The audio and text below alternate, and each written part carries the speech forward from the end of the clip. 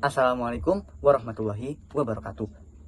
Perkenalkan, saya Zulfikar Pamasidik dari kelas 10 Di sini saya akan menjelaskan mengenai pengantar ilmu geografi. Nah, yang pertama itu ada sejarah perkembangan geografi.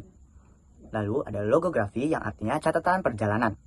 Menurut Eratosthenes, geografi yang artinya geo adalah bumi dan grafia adalah tulisan. Jadi, geografi yaitu menggambarkan atau menceritakan tentang bumi. Lalu, adapun dari Claudius yaitu peta. Nah, peta ini yaitu penyajian gambaran sebagian atau seluruh permukaan bumi. Lalu ada pengertian dari geografi. Nah, pengertian ini ada menurut dari beberapa ahli. Nah, yang pertama itu ada menurut Herston. Menurut Herston, geografi adalah ilmu mengenai realitas diferensiasi muka bumi dan apa adanya. Tidak hanya dalam pengertian pun pemahaman mengenai perbedaan dalam hal-hal tertentu. Objek studi geografi.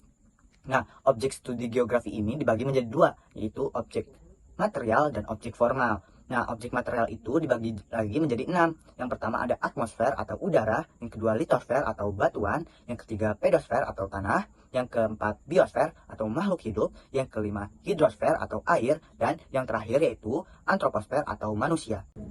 Lalu ada objek formal. Nah, objek formal ini dibagi menjadi 3, yaitu keruangan, kelingkungan, dan kewilayahan. Nah, yang pertama yaitu keruangan atau spasial. Keruangan itu adalah eksistensi ruang muka bumi. Lalu, keruangan itu dibagi menjadi beberapa, yaitu pola keruangan, struktur ruang atau komponen penyusun ruang, lalu interaksi adalah hubungan timbal balik, dan yang terakhir itu proses keruangan. Dan yang selanjutnya yaitu ada kelingkungan. Nah, kelingkungan atau ekologi yaitu adanya hubungan antara manusia yang mempengaruhi lingkungan atau aktivitas manusia. Lalu yang ketiga yaitu ada kewilayahan atau regional complex. Nah, kewilayahan itu adalah gabungan dari spesial dan ekologi. Ada konsep esensial geografi. Nah, konsep esensial geografi ini dibagi menjadi 10. Jaket Mr. Paul Gilwakin. Nah, jarak yaitu selisih dua tempat atau lokasi. Jarak ini dibagi menjadi dua, yaitu absolut dan relatif. Absolut itu adalah satuan jarak dan relatif adalah dipengaruhi faktor waktu tempuh. Lalu yang kedua yaitu ada keterjangkauan. Ya, keterjangkauan adalah kemudahan suatu wilayah diakses atau dijangkau. Nah, seperti transportasi, terus jarak, bentuk wilayah. Lalu ada morfologi. Morfologi itu bentuk-bentuk muka bumi. Nah, morfologi dibagi menjadi dua, yaitu aktivitas manusia dan alami. Lalu yang keempat ada pola. Pola atau persebaran fenomena geosfer yang membentuk susunan tertentu. Contohnya seperti bangunan atau perumahan pada daerah-daerah tertentu. Lalu yang kelima yaitu diferensi area.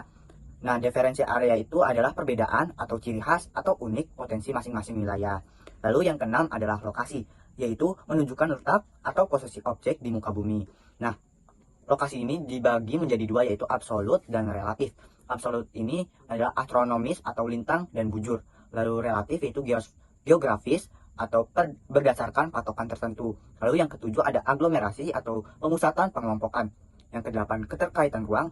Nah, keterkaitan ruang ini yaitu wilayah atau ruang muka bumi saling terhubung dan berkaitan satu dengan yang lain. Lalu yang kesembilan yaitu interaksi atau interdependensi. Nah, interaksi atau interdependensi itu adalah ketergantungan antara suatu tempat dengan yang lainnya. Dan yang terakhir yaitu nilai guna. Nah, nilai guna ini yaitu fungsi atau pemanfaatan ruang muka bumi itu tersendiri. Prinsip geografi. Nah, prinsip geografi ini dibagi menjadi 4, yaitu deskripsi, distribusi, interrelasi, dan kronologi. Deskripsi itu yaitu menjelaskan secara rinci dan detail tentang peristiwa atau fenomena yang terjadi di muka bumi. Bisa ditambahkan data-data pendukung seperti peta, tabel, dan infografis.